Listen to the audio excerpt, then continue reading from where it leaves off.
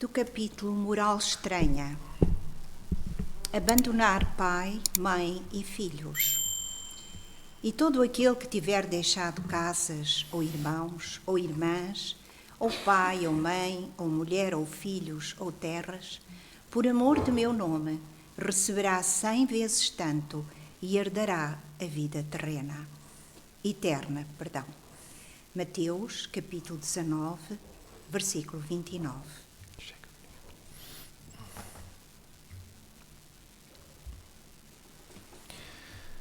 Efetivamente, é para nós algo estranho que Jesus se manifeste a respeito da importância de abandonarmos mãe e pai em função do seu nome. Já que o querido Mestre fala-nos a respeito da importância de honrar pai e mãe, porque ele confirma o 4º mandamento da lei de Deus. Então nós estamos perante aqui um aparente paradoxo. E é aparente porque Jesus não poderia naturalmente se contradizer. Até porque não só relativamente ele confirmou o 4º mandamento da lei de Deus, como também sempre nos solicitou e convidou a amarmos-nos uns aos outros, como Ele nos amou, a amar a Deus acima de todas as coisas, ao próximo como a nós próprios. Portanto, a questão do amor é a tónica principal dos ensinamentos do Cristo. Ora, isto quer dizer que nós precisamos de ir buscar uma interpretação que não seja literalista, porque a letra mata, enquanto que o espírito vivifica. Então, indo para o espírito da letra, nós vamos debruçar sobre esta questão através de outra perspectiva.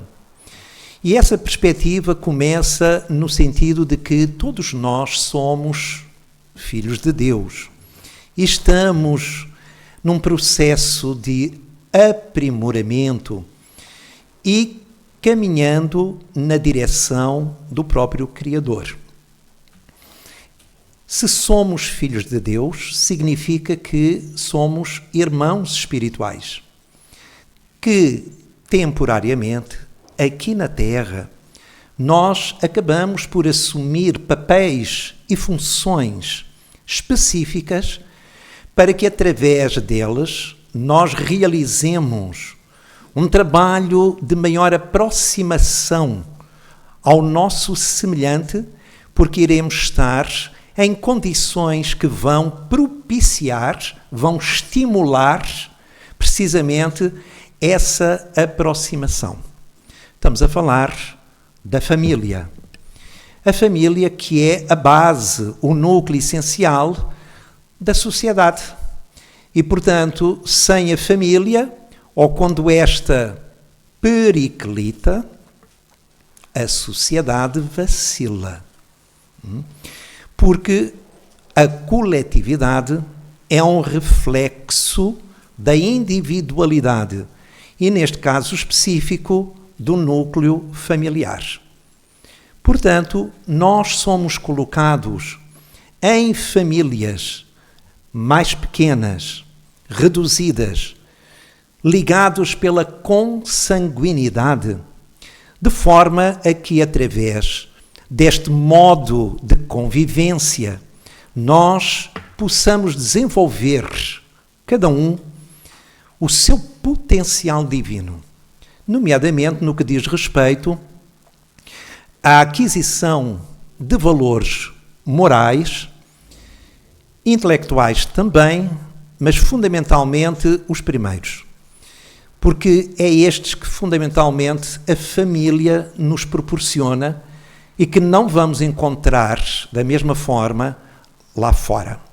Lá fora temos então mais o aprimoramento, digamos, o brilhantismo do cérebro, ou seja, da inteligência, através das academias, das universidades, enquanto que no próprio lar nós vamos ter a função materna e paterna a atuarem numa relação mais verticalizada, onde o amor é, sem dúvida, a base, o sustento dessa mesma convivência. Então nós temos necessidade, do ponto de vista da expansão da nossa consciência, nós necessitamos de uma interação mais intensa, mais frequente, como é aquela que nós fazemos pelos laços da consanguinidade. Mas se por um lado nós necessitamos desta condição, por outro, porém, nós não estaremos reféns da mesma. Ou seja, os laços do espírito continuam a preponderar relativamente aos laços do sangue. E o que é certo é que estes laços espirituais são os verdadeiros laços. Quantas vezes nós vamos encontrar no seio das famílias espíritos que trazemos do passado, determinados litígios, questões que ficaram em aberto e que necessitam ser fechadas. E para que se fecham precisamente essas questões, nós necessitamos renascer e estarmos junto daqueles com quem, em particular, precisamos de encontrar respostas, soluções, contornando dificuldades, usando do perdão, enfim, onde o amor possa verdadeiramente desenvolver-se. E isto é altamente desafiante, porque nós temos um véu temporário do esquecimento relativo em relação ao nosso passado. E o que nós temos presente, porque essa é a finalidade, é aqueles com quem nós, no momento, interagimos. E esta dinâmica intrafamiliar tem um peso muito grande no sentido da relação que estabelece, porque os pais são dois seres que, embora se encontrem num processo de aprendizagem, de evolução, como os próprios filhos, assumem temporariamente um compromisso com estes. Então a maternidade, a paternidade é uma missão que os espíritos disseram a Allan Kardec, está bem clara no Livro dos Espíritos.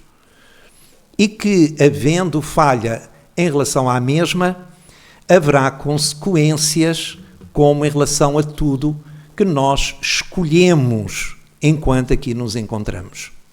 Há uma liberdade para isso, todos nós somos portadores dessa liberdade, usando o nosso livre-arbítrio na forma como nós entendermos.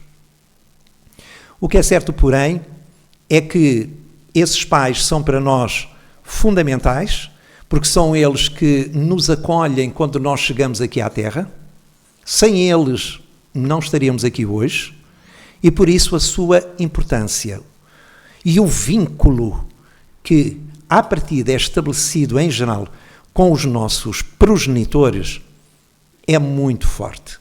E existe uma relação que há diferenciação, portanto, os pais, é bom que se mantenham sempre como pais. Às vezes encontramos os chamados pais, ou pelo menos que se querem chamar pais modernos, que é serem muitos amigos dos seus filhos. Claro, não funciona. Pai é pai, mãe é mãe, que já está incluída a amizade. Agora, se vamos querer descer ao nível dos filhos, como se forem os seus pares, para sermos amiguinhos e podermos conversar e falarmos todos numa mesma linguagem, é só uma questão de tempo para isso dar problema. Então a relação tem que ser mesmo assimétrica, de cima para baixo. Há uma hierarquia. E se a gente viola esta hierarquia, nós começamos a entrar em desequilíbrio, em perturbação. Isto é fundamental ser mantido. Noutros casos, são os filhos que, tendo um pouco mais de maturidade do que até que os próprios pais, acabam por assumir funções de responsabilidade de cuidado com os próprios pais. Inverte-se aqui a hierarquia e isto mais tarde também traz problemas. As coisas estão estabelecidas como estão para serem seguidas desta maneira. E é claro que todos nós, mesmo na condição de genitores, não realizamos o nosso trabalho de uma forma totalmente amorosa, desprendida. E porquê? Porque ainda não realizamos conquistas espirituais nesse sentido. Verdadeiramente, como nos diz o Espírito Emmanuel, o nosso amor sabe a egoísmo. E muitas vezes encontramos pais, pai e mãe, ou um deles, numa relação de possessividade com os seus filhos, como se os filhos fossem propriedade ou um prolongamento deles. Não há posse. Quando falávamos há pouco sobre a questão da morte, por exemplo, ninguém perde, verdadeiramente ninguém. Nós usamos essa palavra, mas não é a mais correta. Ela não define aquilo que acontece na realidade. E porquê? Porque a gente só pode perder aquilo que possui. Ora, não se possuem pessoas, sejam filhos, sejam pais, sejam irmãos, seja o que for. A gente não possui ninguém.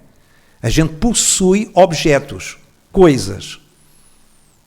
Então, quando falamos de pessoas, falamos numa dimensão qualitativa. Quando falamos de coisas, falamos numa dimensão quantitativa.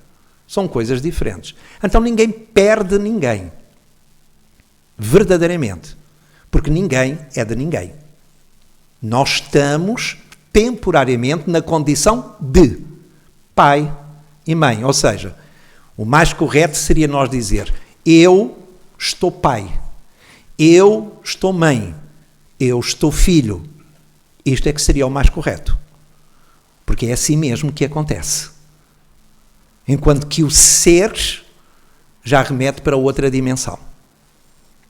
Então, nesta condição temporária em que nós nos encontramos, esta relação hierárquica carece de ser observada. Precisa de ser observada. Porque se as coisas são assim e nós viemos na condição de pais, então é para assumirmos precisamente essa função.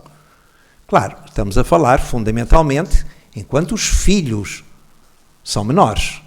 Quando eles atingem a maioridade, eles estão por conta deles próprios.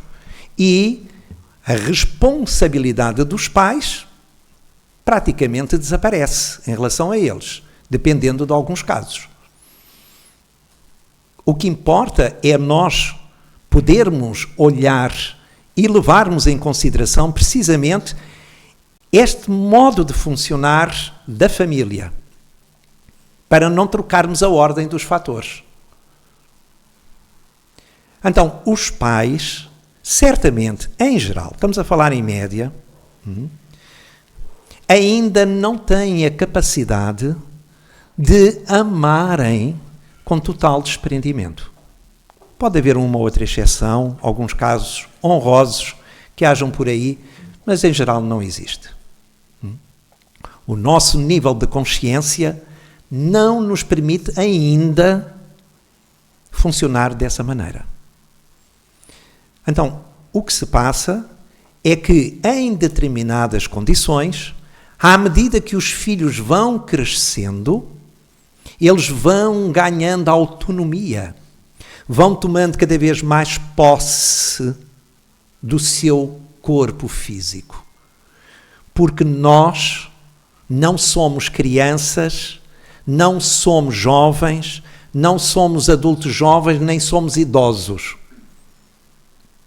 Mais uma vez, nós estamos na condição de criança, de jovem, de adulto jovem e de idoso. Estamos, mas não somos. Então, à medida que começa a haver um maior domínio do veículo físico por parte de cada um de nós, e neste caso na condição de filhos, cada vez mais começamos a pensar, e é bom que assim seja, pela nossa cabeça. E começamos, em alguns casos, a pôr em causa, a questionar, até a confrontar às vezes, determinadas orientações, determinados conceitos que os pais têm para com os filhos, nomeadamente em relação à componente religiosa. E é claro que se nós próprios, todos nós, herdamos de nós mesmos, ou seja, trazemos uma bagagem de outras existências e aportamos nesta com o conteúdo das conquistas realizadas a nível intelectual e moral, significa que nós não herdamos dos nossos pais a não ser caracteres físicos, biológicos. A nível psicológico ou espiritual, ninguém herda nada dos seus pais. Isso é tudo algo que trazemos connosco e que vai sendo somado com o processo educativo desde que nascemos. Quando se olha, e muitas vezes há a tal expressão que diz tal pai, tal filho, tal mãe, tal filha, significa semelhanças de características, de tendências, que vamos encontrar também fora da família consanguínea. Não é só dentro do lar que a gente tem semelhanças de características.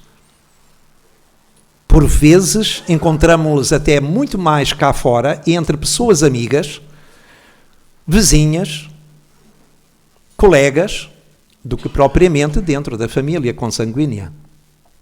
Então isto quer dizer que é do espírito, não tem a ver com a matéria. Então dizíamos que à medida que o espírito vai tendo cada vez maior poder de domínio, usando o instrumento físico, de acordo com a sua forma de pensar, vai-se colocando na vida em determinados comportamentos que, em certos casos, são completamente contrários àquilo que os pais defendem, advogam e querem que os filhos sigam.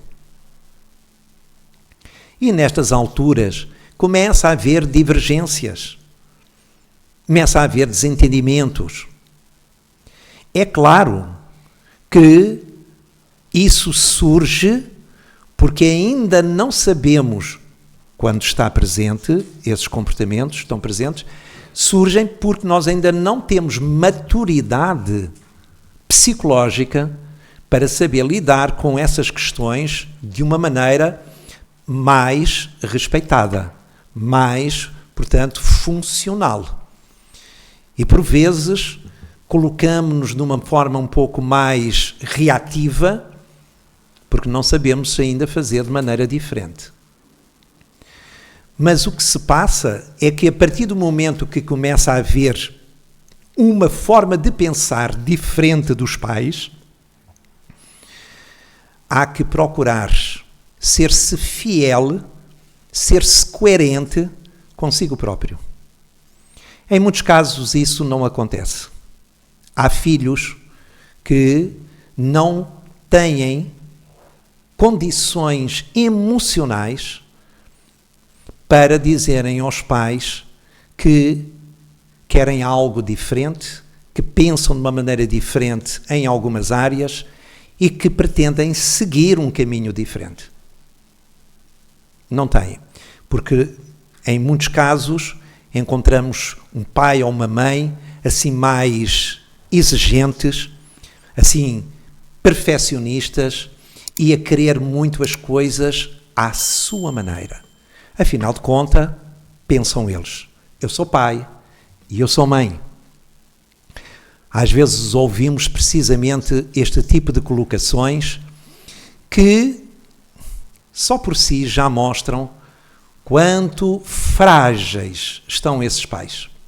Quando um pai e uma mãe viram-se para um filho menor e lhe dizem: tu tens que me obedecer, porque eu sou teu pai e eu sou tua mãe, já está a mostrar uma falência a nível da sua autoridade moral para com os próprios filhos. Como já não tem mais argumentos, apela para os galões, vamos assim chamar, entre aspas, da paternidade e da maternidade.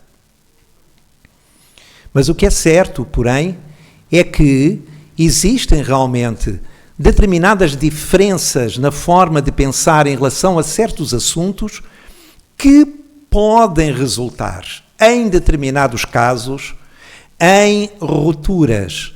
Não que sejam rupturas do ponto de vista de violência, de agressividade, de deixar de falar, romper com a relação. Não é isso.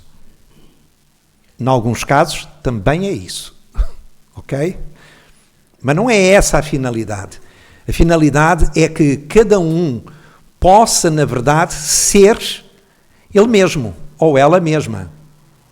E possa realmente seguir o que pensa e o que sente, enquanto que isso não agride, não põe em causa a relação com o outro.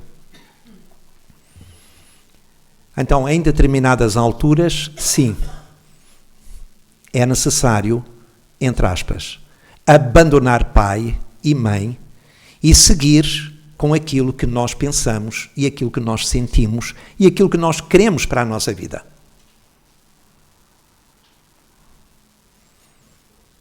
É isso que interpretamos desta passagem, em que Jesus nos está a colocar aqui perante uma situação em que, pensando nós de forma autónoma e sendo todos nós independentes, criação divina, então temos a liberdade para fazermos as nossas escolhas. E não será pelo facto de nós seguirmos um caminho diferente daquele que os nossos pais queriam para nós, que isso vai mudar em nós alguma coisa a respeito do carinho, do amor, e até mesmo da admiração ou do respeito que temos por eles. Mas em primeiro lugar, nós precisamos respeitar-nos. Nós precisamos dar atenção e seguir aquilo que nós sentimos e aquilo que nós pensamos. Se em algum caso, lá mais adiante, isso mostrar que nós estávamos equivocados, faz parte da aprendizagem, assim como para os pais. Uma das formas de nós evoluirmos é precisamente a tentativa e erro. Faz parte do processo, em algumas situações. Não é propriamente abandonar no sentido de cortar laços e não querer saber mais do pai e da mãe, mas é antes ser capaz de cortar esse cordão umbilical, mas do ponto de vista da relação a nível do pensamento e a nível do sentir, de forma a podermos seguir aquilo que interiormente nós queremos seguir. Em muitas situações é um grande desafio. Há pais mais compreensíveis, pais mais amadurecidos do que outros e olham muitas vezes para os filhos como sendo uma grande ingratidão, uma manifestação, portanto, de egoísmo profundo, quando, em algumas situações, não é nada disso que se trata. Inclusive, rapidamente, só para exemplificar, temos um caso bem evidente no Evangelho, que é precisamente Paulo de Tarso. Não é? Em determinada altura, a partir do momento que Jesus se encontra com ele a caminho de Damasco, e ele toma consciência, há aqui uma mudança de grau de consciência. Ele toma consciência que Jesus é realmente o Messias que ele estava a perseguir havia algum tempo, ele passa a ter uma necessidade de se reestruturar, de reformular várias coisas. E quando ele, após ter estado no deserto primeiramente, para fazer aqui um momento de jejum, e ir desconstruindo determinadas crenças que ele trazia do judaísmo, nomeadamente de Moisés, ele, mais tarde, visita o seu pai em Tarso. E já tinham chegado as notícias que ele estava, portanto, com o crucificado, o carpinteiro. E quando ele vai buscar ajuda ao pai, porque o pai era alguém que tinha condições financeiras boas, por isso ele foi muito bem educado. E ele precisava de dinheiro, porque ele deixou o seu trabalho, não é, como doutor da lei no Sinédrio. E o pai o questiona relativamente de que lado é que ele estava. E quando ele continua a dizer que estava com Cristo, o pai não aceita. Não aceita. Não só não aceita, como o põe na rua. Ele apela para o pai mais uma vez, de uma forma humilde, para que ele lhe arranjasse algum dinheiro, e o pai expulsa-o. Após ele sair, um empregado do pai acaba por levar algum dinheiro a ele. Como pai, mesmo assim ainda, enviou algum dinheiro para o filho. Mas a partir dali, nunca mais falaram. Não por questão de Paulo. Não porque Paulo quisesse cortar os laços com o pai. O pai é que não aceitou a escolha que o filho fizera. Mas ele não podia negar o Cristo. Não podia. E nós sabemos, aqueles que estudamos um bocadinho mais, e nomeadamente quem já leu a obra Paulo Estevão, da autoria do Espírito Emmanuel através de Chico Xavier, é uma coisa maravilhosa, dá para perceber o trabalho que este homem realizou junto dos gentios, ou seja, dos não-judeus, divulgando o Evangelho da forma como ele o fez. Se ele tivesse atendido ao apelo do Pai, nós não teríamos Paulo, não teríamos as epístolas de Paulo, as quais verteram da esfera do Cristo diretamente através da sua mediunidade.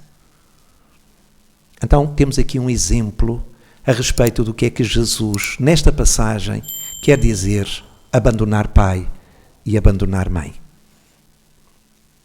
Que o Mestre continue a inspirar-nos, a fortalecer-nos e a ajudar-nos a realizarmos esta nossa trajetória interior que se manifesta no exterior, para que todos possamos nos tornar cada vez mais fraternos e conseguirmos interagir numa base de amor.